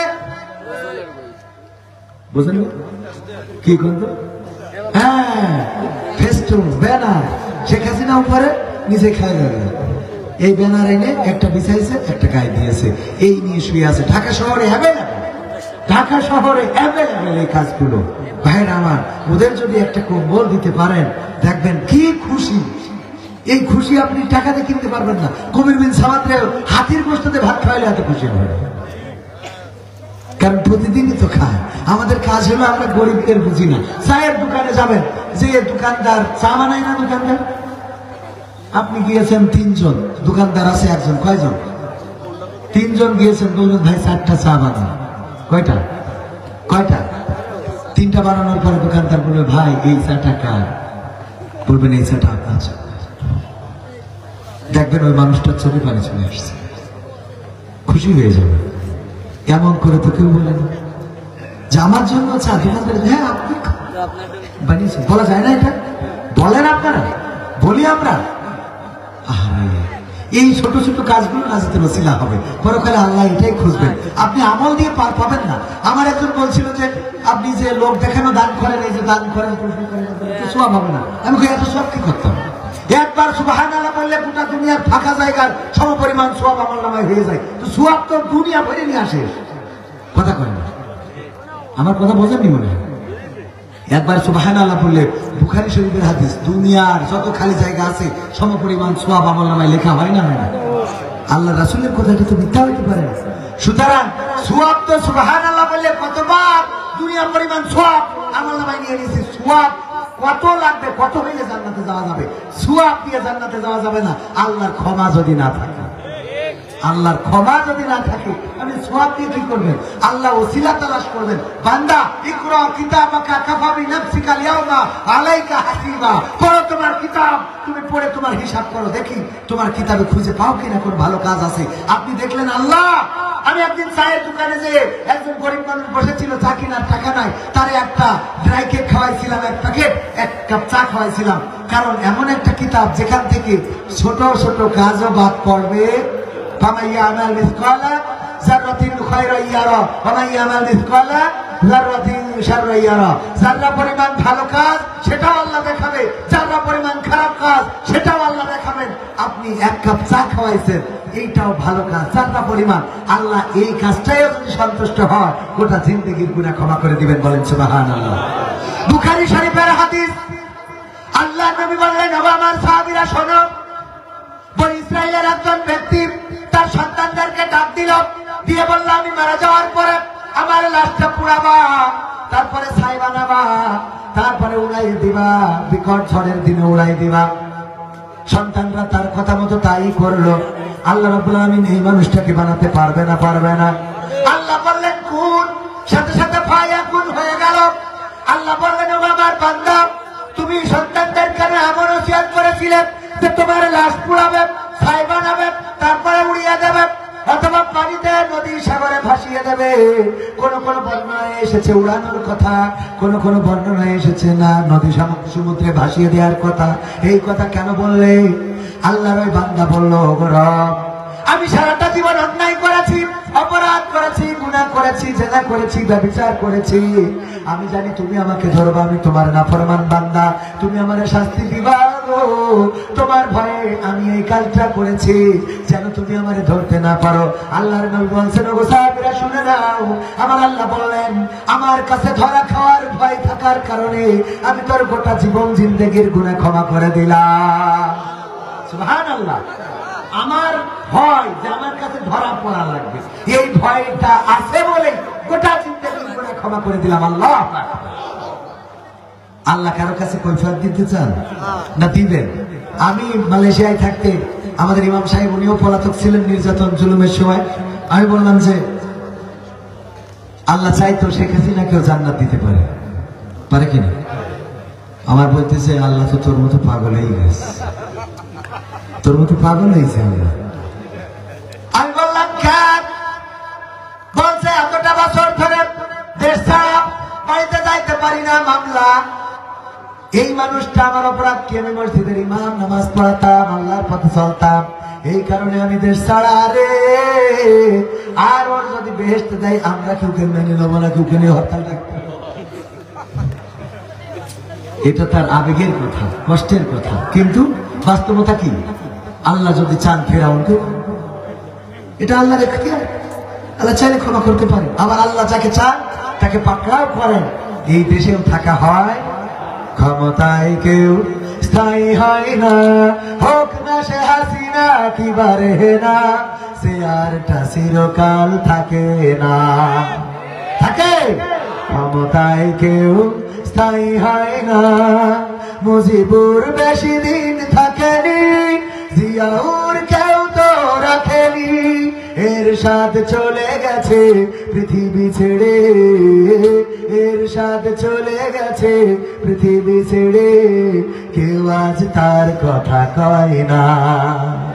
বলে ক্ষমতায় কেউ স্থায়ী হয় না, হাসিনা ক্ষমতা ধরে রাখতে আয়না ঘর বানিয়েছিল, জনগণের রোষানলে দাদার দেশে পালিয়ে গেল, বিবি হারুনের পাশে আর, বিবি হারুনের পাশে আর পরিমণিদের দেখা যায় না। দেখা যায় ক্ষমতায় কেউ স্থায়ী হয় না, হোক না সে হাসিনা কি বারে না, সে আরটা চিরকাল থাকে না। ঠিক না বেঠে? চেয়ারের মালিক কে? পাওয়ারের মালিক আল্লাহ, চেয়ারের মালিক আল্লাহ, রূপের মালিক আল্লাহ, সৌন্দর্যের মালিক আল্লাহ, আমাদের পৃথিবীতে পাঠিয়েছেন আল্লাহ, আবার ডেকে নিবেন আল্লাহ, কবরে যাওয়ার পরে সাথী থাকবেন আল্লাহ, সাথী থাকবেন আল্লাহ।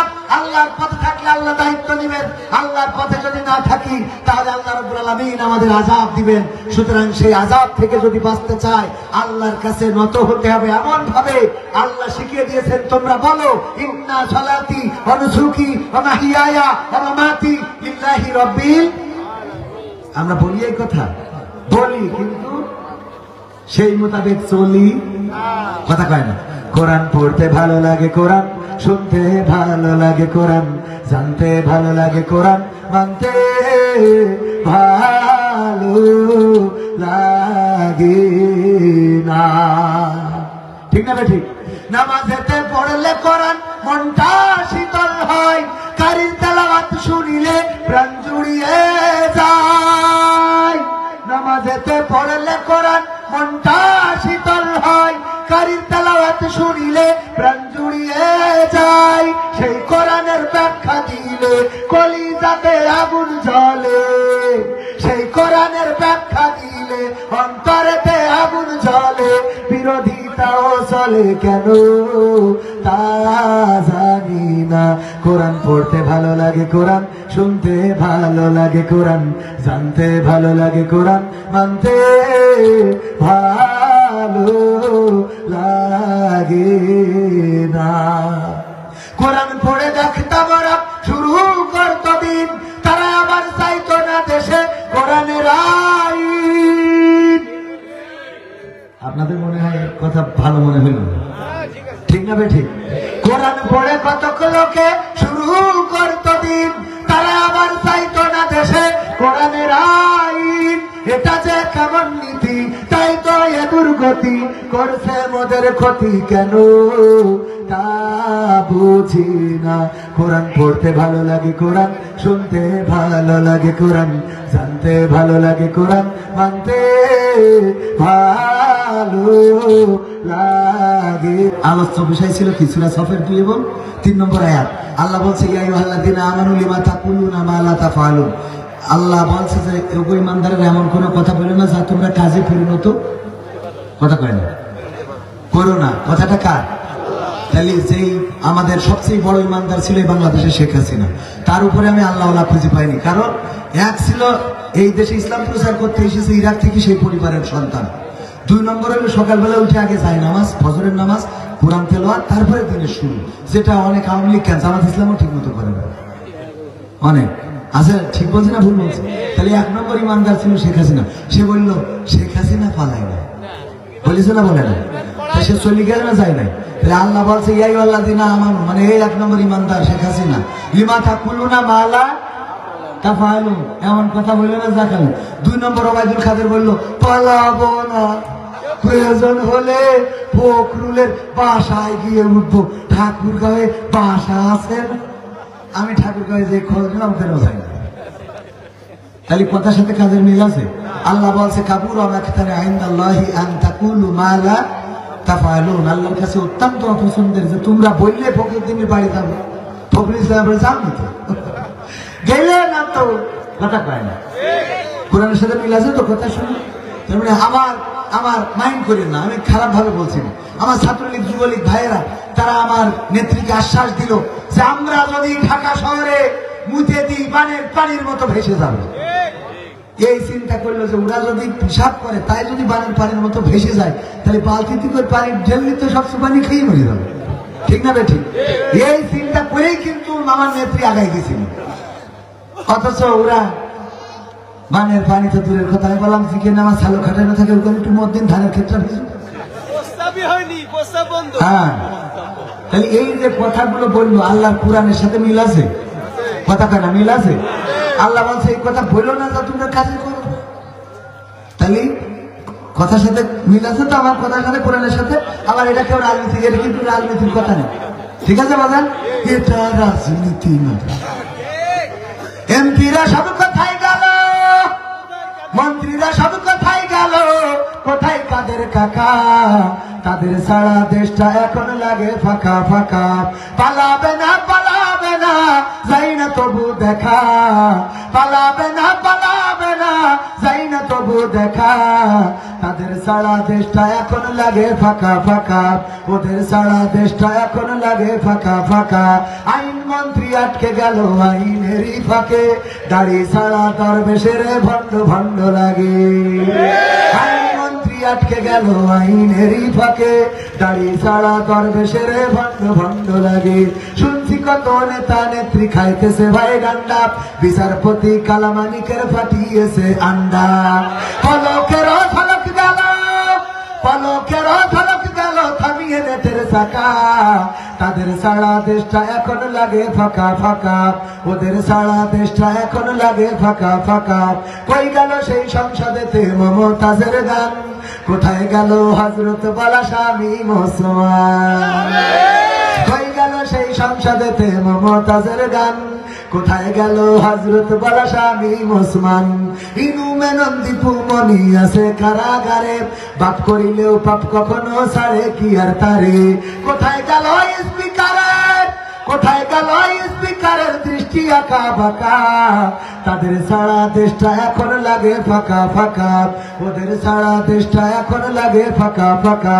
কই গেল সেই সংসদে, কই গেল সেই আরাফাত আর ব্যারিস্টার সুমন, কথা বলার সময় তারা করে নিয়োজন। মুরগি কবির খাইছে ধরা, জাফর কোথায় আছে, গোপনে কি সেও গেল মোদি দাদুর কাছে। কোথায় গেল সালামের, কোথায় গেল সালামের কারি কারি টাকা, তাদের সারা দেশটা এখন লাগে ফাঁকা, লাগে না ফাঁকা ফাঁকা লাগে। আমার সভাপতি সাহেব উনি কষ্ট করে স্ত্রীর একটা মোবাইল ফোন কিনে দিয়েছে, স্ত্রীর একটা শখ ছিল যে একটা স্ক্রিন টাচ ফোন চালাবে, অনেক কষ্ট করে কিনে দেওয়ার পরে, উদাহরণ কিনে দেওয়ার পরে যেদিন ফোন কিনে দিয়েছে ওই দিন টেলিভিশন খাটাইছে, খাটানোর পরে দেখে টেলিভিশনে বলতেছে এই মোবাইল কে দিয়েছে, শেখ হাসিনা দিয়েছে। উনার স্ত্রী বলতেছে করলে নাকি তুমি আমার সরকারি ফোন এনে দিয়ে যাও, অথচ আমার ভালোবেসে তুমি একটা ফোন কিনে দিতে পারতে গো, সেটা করলে না, তুমি সরকারি ফোন এনে দিলে। তার মানে সংসারেও জ্বালা ধরাই দিয়েছে না দেয় নাই? সংসারের মধ্যে ভেজাল তো তাহলে সরকারি ফোন এনে তুমি আমার সন্তুষ্ট করতে চাও বলছো? হ্যাঁ, তোমার ভালোবাসি। একজন মানুষ হইয়া তুমি কয়জনের বিলাও মন? উপরে দেখাও ভালো, ভিতরে কয়লার মতন। মুখে বলো ভালোবাসি, অন্তর দিয়ে বাসনা। বন্ধু তোমার ভালোবাসার ধরন ভালো না। তুমি সরকারি ফোন এনে দিছ আমার। কথা ঠিক আছে বাজার? ঠিক আছে তো? মা বোনেরাও আছে না নাই? মা বোনদের ব্যাপারে একটু কথা বলা দরকার। কিন্তু বলবো কি, বললি একরকম, বললি আরেক রকম করে। আল্লাহ বললেন ওয়াকরনা ফি বুয়ুতিকুন্না ওয়ালা তাবাররাজনা তাবাররুজাল জাহিলিয়াতিল উলা। ও নারীরা, পর্দার মধ্যে থাকো, জাহিলি যুগের মেয়েদের মতো সেজেগুজে নিজেদেরকে প্রদর্শন করে বেড়ায়ও না। কথা টাকার। আল্লাহ বললেন জাহিলি যুগের মেয়েদের মতো সেজেগুজে সাজুগুজু করে নিজেদেরকে দেখায় বেড়ায়ও না। আর আমার মা বোনেরা এত সাজা সাজে যে আলকাতরা বেগম পরিমণি হয়ে যায়। বজরে জরে বলেন সুবহানাল্লাহ। ঠিক বললাম না ভুল বললাম? এত সাজা সাজে একজন বউ সাজাই দিয়েছে। দেওয়ার পরে, বিয়ে করার পরে, বাসার রাতের পরে বর এসে যে বিউটি পার্লার থেকে সাজাইছে কুপির থেকে, ওর আইফোন 16 প্রো ম্যাক্স একটা বক্স করা খুব সুন্দর করে গিফট করেছে। কি দিয়েছে? আইফোন 16 প্রো ম্যাক্স, প্রায় 2 লক্ষ টাকা দাম। বলতেছে ভাই এটা কিসের জন্য? বলছে কালকে আপনি আমার বউ সাজাই দিয়েছেন আপনার বিউটি পার্লার থেকে, আমি শুনেছি এই জন্য এটা আপনার জন্য। ওরে খুশি। আল্লাহ এইরকম বর জীবনে দেখিনি। এ যদি আরো 3টে বিয়ে করে থাকে তো আরো ভালো। মোড়ক উন্মোচন করি দেখে বক্স খুইয়ে, আহা, ওর মধ্যে নোকে 1100 গাডার মারা। নোকে 1100 কি করা? গাডার মারা। ও তো লিখেছি সে এখন কেমন লাগে।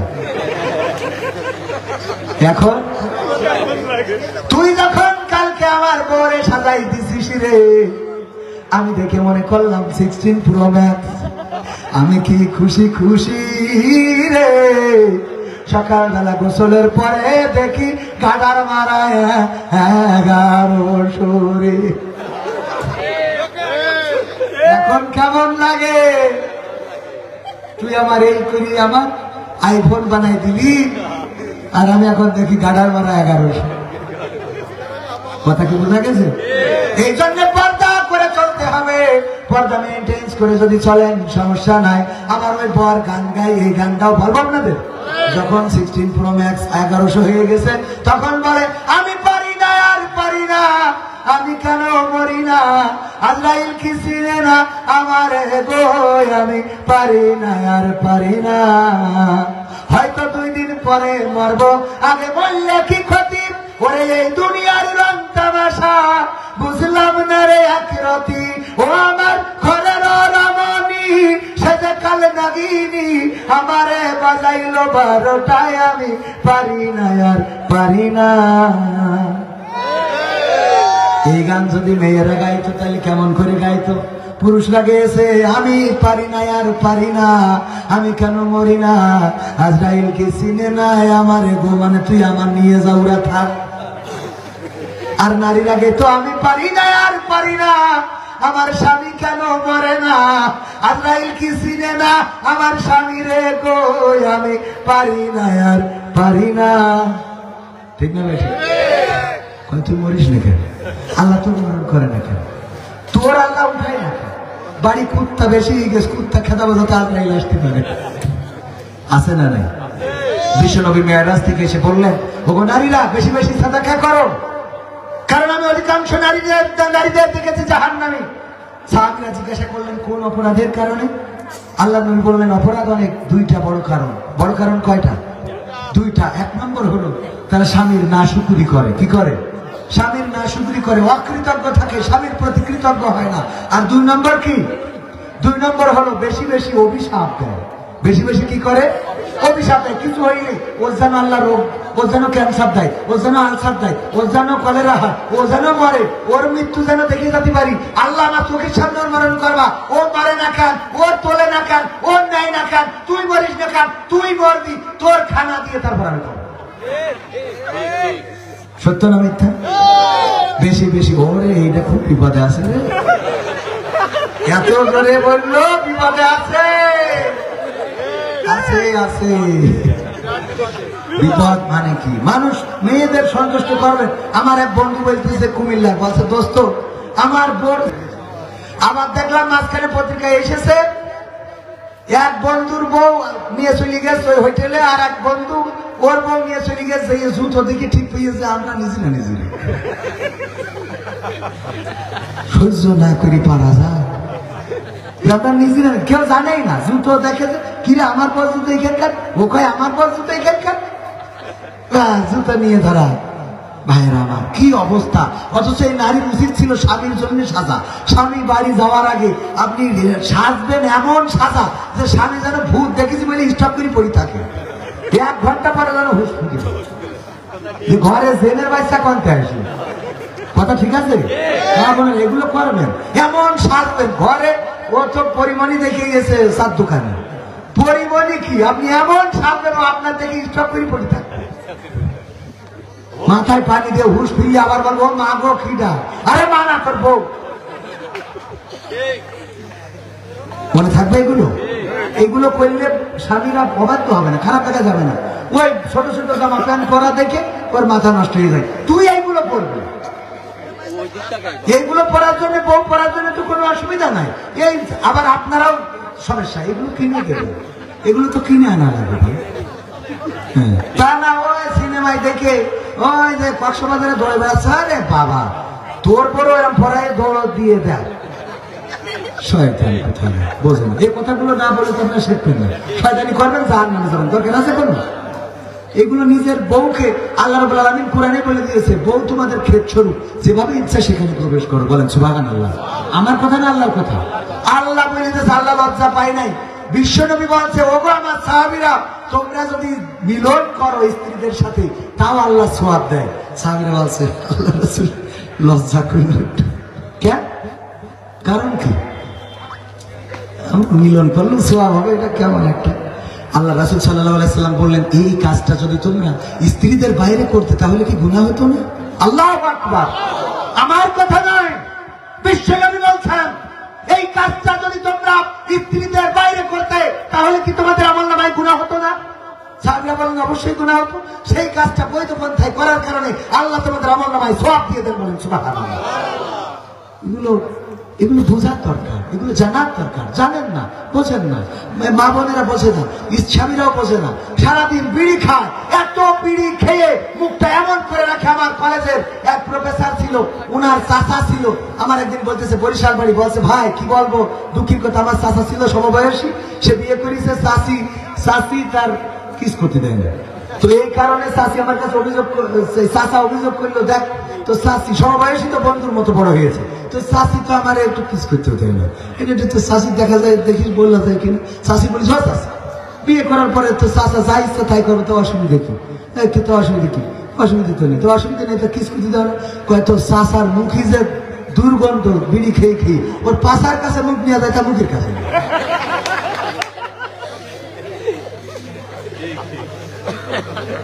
কেমন গন্ধ করে থুইছেন।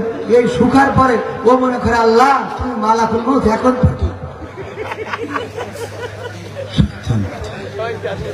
আল্লাহ হেফাজত করুন, বলেন আমিন।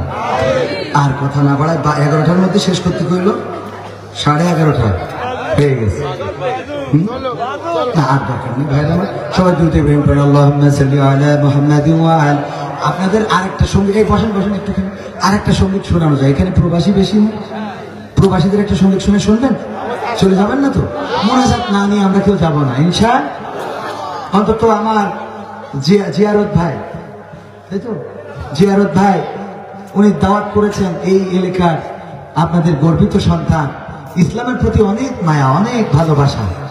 এরকম অনেক মানুষ আছে যারা ইসলামের প্রতি, অনেকে দাড়ি নাই, টুপি নাই, কিন্তু ইসলামের প্রতি খুব মহব্বত আছে। এরকম আছে। আমরা বিচার করি কার কত বড় জুব্বা, কার কত বড় টুপি। আমার এই টুপি দেখি মনে করছে কবির বিন সামাদের মতো বড় হুজুর হয় না, অথচ এখানে আমার থেকে আবেগ আল্লাহওয়ালা পরহেজগার অনেকেই রয়েছেন। কাজ দিছিলাম কয়টা মনে আছে? কাজ দিছিলাম কয়টা? 1 নম্বর কি? ফকিরকে সালাম দিবেন, কারণটা কি? কারণ ফকিরকে সালাম দিলে আপনি যে নিরহংকারী মানুষ এটা প্রকাশ পায়। আপনি যে নিরহংকারী মানুষ এটা প্রকাশ পায় ফকিরকে সালাম দিলে। কেন আমরা ফকিরকে সালাম, ফকিরের আমাকে সালাম, এরকম না, ফকিরকে সালাম দিবেন। এই কাজটা করবেন যেন আপনার মনের মধ্যে কোনো দোষ না থাকে, অহংকার না থাকে। অহংকার কার পোশাক, কার চাদর? অহংকার কার চাদর? অহংকার আল্লাহর চাদর। আর বড়ত্ব হলো আল্লাহর জামা। বড়ত্ব কি? আল্লাহর জামা আকবার, আল্লাহর জামা আর আল্লাহর চাদর নিয়ে টানাটানি করতে বিশ্ব নবী সাল্লাল্লাহু আলাইহি সাল্লাম নিষেধ করে দিয়েছেন। আল্লাহর চাদর নিয়ে টানাটানি করো না। আল্লাহর চাদর হলো অহংকার। এই অহংকার থেকে যদি মুক্তি পেতে হয় তাহলে ফকিরকে সালাম দিতে হবে, মনে থাকবে। ছোট বড় বাচ্চাদেরকে সালাম দিবেন। বিশ্ব নবী সাল্লাল্লাহু আলাইহি সাল্লাম এমন কোন বাচ্চা ছিল না যে বাচ্চা রাসূলকে আগে সালাম দিতে পারত। সুবহানাল্লাহ বলবেন। রাসূলকে এমন কোন বাচ্চা ছিল না যে রাসূলকে ওই বাচ্চারা সালাম দিবে আগে। রাসূল সাল্লাল্লাহু আলাইহি সাল্লাম আগে সালাম দিতেন। সুবহানাল্লাহ। আর আমরা বাচ্চারা যদি মসজিদে যায় নামাজের সময় একটু যদি দৌড়দৌড়ি করে, একটু উল্লাপাল্লা করে, এই কাজ ফেলে রয়ে যান, এই পিটা রে কাজ ফেলে যান, হ্যাঁ, ও নামাজে আত্মীয়তা পড়তেছে অন্য জায়গায় চলে যায়। আত্মীয়তা পড়তেছে কারণ ওর টার্গেট হলে নামাজ পরে ধরবো, আছে না? না, আমি এই কাজটা আপনাদের আজকে দেবো না, কিন্তু সেদিন দিছি সিরাজগঞ্জে। আমি বলেছি মসজিদে যখন মুরব্বীরা যাবেন পকেটের মধ্যে কিছু কাঠি লজেন, কিছু চকলেট, কিছু ছোট ছোট বিস্কুট পকেটে করে নিয়ে যাবেন। যে বাচ্চারা মসজিদে আসবে বিশৃঙ্খলাও যদি করে কাছে ডাকবেন, মাথায় হাত বুলাই একটা কাঠি লজেন ধরাই দেবেন, বাবা নেও খাও, মসজিদে বিশৃঙ্খলা করবে না। হ্যাঁ বাবা, মনে থাকবে, যাও। ও কাঠি লজেন পেয়ে পরের লোককে আবার মসজিদে আসবে, বিশৃঙ্খলা কমে যাবে। কিন্তু সেটা না করে যদি একটু বাচ্চারা এখন হ্যাঁ হ্যাঁ হাসি কেউ একজন পেতে দিয়েছে এই কারণে হেসেছে,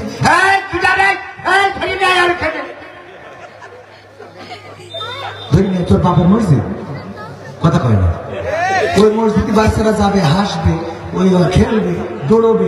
মক্কায় গিয়েছেন না, হজ করেছেন যারা আছেন, দেখেছেন না, নামাজে দাঁড়ায় বাচ্চারা সামনের পরে দৌড়ে, মদিনায় সামনে পরে দৌড়াদৌড়ি করতেছে, কোনো সমস্যা নাই। মক্কা থেকে তুমি বেশি বুঝে গেছো, তুমি বড় মক্কাওয়ালা, তুমি এরকম আছে না? নাই, এই কাজগুলো করা যাবে না। তাহলে কি করব আমরা? 1 নম্বর নিরহংকারীর পরিচয় দিতে যেয়ে আমরা ফকিরকে সালাম দেবো। আর 2 নম্বর বাজারে যেয়ে সবচেয়ে নষ্ট খারাপ অল্প তরকারি দোকান, যে দোকানে মালামাল কম সেই দোকানে ঢুকবো আর তার দোকান থেকে খরিদ করবো। তার কারণ কি?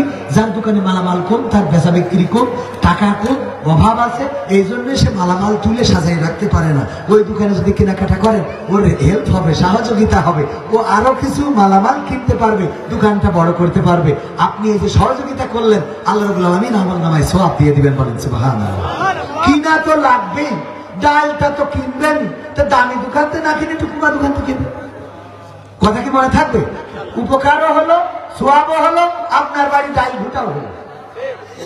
এক কাজে কয় কাজ? 3-4টে কাজ। আল্লাহ, এইগুলো আমরা বুঝিনি। এক কাজে কত কাজ। আমি কবির বিন সামাদ দেখেন, এখন আইসি ওয়াজ করলাম না, যা পারি করেছি তো। আবার আমি গান গাতি বলেন 1 ঘন্টা 2 ঘন্টা, এই যে বইয়ের মধ্যে 101টা গান সব আমার লেখা। যখন লিখেছি তখন গীতিকার, যখন গাই তখন, যখন সুর করেছি সুরকার, যখন গাই তখন শিল্পী, হ্যাঁ, যখন ওয়াজ করি ওয়াইজি, যখন নাটক করি এই হ্যাঁ, তখন আমার মনে করে যে এটা আর এক জিনিস। ঠিক না বেঠিক? রাজপথে যখন মিছিলে তখন বাতিলের আতঙ্ক হওয়ার দরকার আছে না? নাই। রক্ত চক্ষুর সামনে যেন কেউ দাঁড়াতে না পারে। আপনি এক কাজে একটা দেহ দিয়ে সব রকম করতে পারেন। আমাদের ক্রেডিট কি? সাকিব আল হাসান বল করে, ব্যাট করে, আমরা খুব প্রশংসা করি, ঠিক না বেঠিক? কিন্তু যে ইমাম সাহেব ইমামতি করে, করার পাশাপাশি মাঠে চাষ করে, কয় হুজুর আপনার সাথে এটা যাচ্ছে না, যাচ্ছে না মানে ও চাষ করলে অসুবিধা কি? কথা কয় না, অসুবিধা আছে। অথচ হুজুর আপনি দোকান দেখাবেন, এটা কেমন দেখাবেন? কে হুজুর দোকান দিলে অসুবিধা কি? হুজুর দোকান দিলেই তো ভালো, ফাঁকি দেবেন। কথা কয় না, উদ্বুদ্ধ করেন। যে যে ভালো কাজ করে তাকে আরো উদ্বুদ্ধ করেন। ভাই ইমামতি তো করেন, ইমামতির সাথে পাশাপাশি কয়টা টুপি নিয়ে সেখানে বিক্রি করে, কয়টা আতর এনে রেখে দেন। নামাজ যখন পড়তে আসে মানুষের টুপির দরকার হয়, আতরের দরকার হয়, বাজার মসজিদ যদি হয়, কিছু বেচা কিনা হলো, আপনার কিছু টাকা সাপোর্ট হলো, আলহামদুলিল্লাহ। এই কাজ করলে কোনো অসুবিধা আছে? ব্যবসায় বরকত দিবেন কে?